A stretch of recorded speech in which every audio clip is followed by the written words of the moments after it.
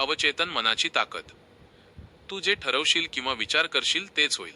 याचा अर्थ असा आहे की तुम्ही तुमच्या मनात जे ठरवता किंवा ज्याचा विचार करता तेच तुमच्या आयुष्यात घडते. 2. तुझे विचार बरोबर तुझे भविष्य. हे वाक्य सांगते की तुमचे विचार तुमचे भविष्य घडवतात. जर तुम्ही सतत सकारात्मक विचार करत राहिलात तर ते विचार प्रत्यक्षात येतात. 3. जसं तू सतत मनात पुनरावृत्ती करशील तसं तुझं अवचेतन मन मान्य करून परिणाम घडवून आणतं. यामध्ये अवचेतन मनाच्या कार्याबद्दल सांगितले आहे.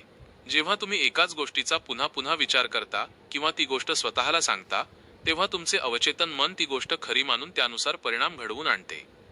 4. मी अपयशी नाही, मी यशस्वी आहे, अशा अफर्मेशन्स रोज स्वतःला सांग. हे एक व्यावहारिक उदाहरण आहे.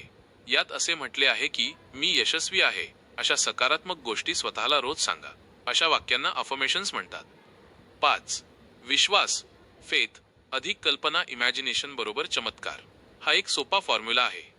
याचा अर्थ असा की एखाद्या गोष्टीवर पूर्ण विश्वास ठेवणे आणि ती गोष्ट प्रत्यक्षात घडत असल्याची कल्पना करणे यातून चमत्कार घडू शकतो. 6. भीती आणि शंका दूर ठेव. तुझं अवचेतन मन फक्त जे खरं मानशील तेच सत्यात आणतं. यामध्ये नकारात्मक भावनांपासून दूर राहण्याचा सल्ला दिला आहे. भीती आणि शंका तुमच्या प्रगतीमध्ये अडथळा निर्माण करतात कारण अवचेतन मन फक्त त्याच गोष्टींना सत्य मानते ज्यावर तुमचा विश्वास असतो. 7. ब्रह्मांडावर आणि तुझ्या अवचेतन मनावर विश्वास ठेव. आजच स्वीकार कर आणि सुरुवात कर. हा एक कृती करण्यासाठीचा संदेश, कॉल टू ॲक्शन आहे. यात असे म्हटले आहे की या सिद्धांतांवर विश्वास ठेवून आजपासूनच याची सुरुवात करा. जर तुम्ही योग्य प्रकारे तुमच्या मनाला नियंत्रित केले तर तुम्ही तुमचे ध्येय सहज साध्य करू शकता.